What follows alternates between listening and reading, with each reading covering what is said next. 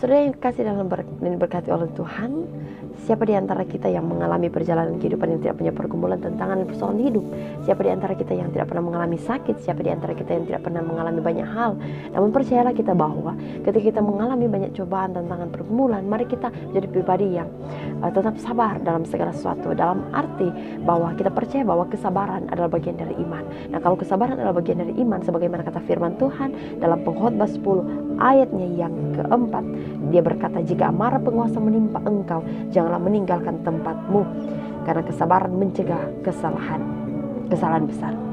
Apa yang kita lakukan ketika kita harus tetap menjadi pribadi yang tetap bersabar, sebagaimana kata firman, jangan kita meninggalkan tempat itu. Ketika orang memarahi kita, ketika orang menyakiti kita, ketika kita harus bergumul oleh karena sakit, ketika kita harus bergumul oleh karena banyak tantangan dan pergumulan, tetaplah menjadi orang yang sabar. Karena yakinlah kita, bagian kesaksian kita saat ini ada 4 hal saya mau bahas. Yang pertama, berusaha selalu untuk bersyukur dan ikhlas. Orang yang berusaha untuk selalu bersyukur dan ikhlas ada orang yang siap menerima segala sesuatu. Ketika kita belum menerima apa yang kita mau, kita kehendaki, maka kita tetap akan bersyukur. Ketika kita harus kehilangan sesuatu yang dalam keyakinan kita sangat menginginkan itu, namun pada akhirnya kita harus mengikhlaskan itu adalah bagian dari bersyukur. Yang kedua, yakinlah di ujung kesulitan kita ada hadiah terindah dari Tuhan.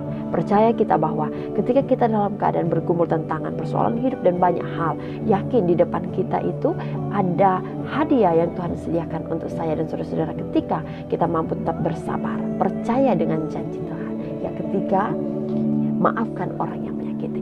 Hal ini adalah hal tersulit ketika kita harus memaafkan orang yang menyakiti kita, ketika kita harus memaafkan orang yang telah melakukan hal jahat terhadap kita.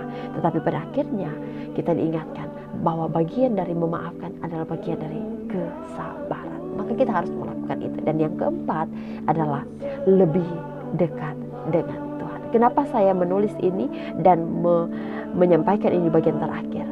Karena kadangkala semua hal telah kita lakukan, tapi kita lupa pada bagian keempat ini. Apa?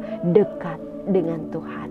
Segala upaya telah kita lakukan, segala sesuatu telah kita kerjakan. Kita telah menjadi pribadi yang bersyukur dan lain sebagainya. Kita telah menjadi pribadi yang percaya. Kita telah menjadi pribadi yang memaafkan. Namun kita lupa bahwa kadangkala kita tidak dekat dengan Tuhan. Hanya sekedar ketika kita bergumul dalam tekanan, dalam kehidupan di mana kita dalam keadaan sakit yang berat dan lain sebagainya, kita dekat dengan Tuhan.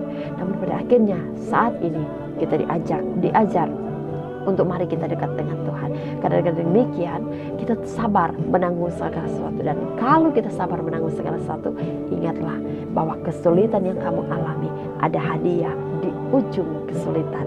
Tuhan sediakan untuk saya dan saudara-saudara. Tuhan Yesus memberkati. Shalom. Salam sejahtera untuk sekalian kita.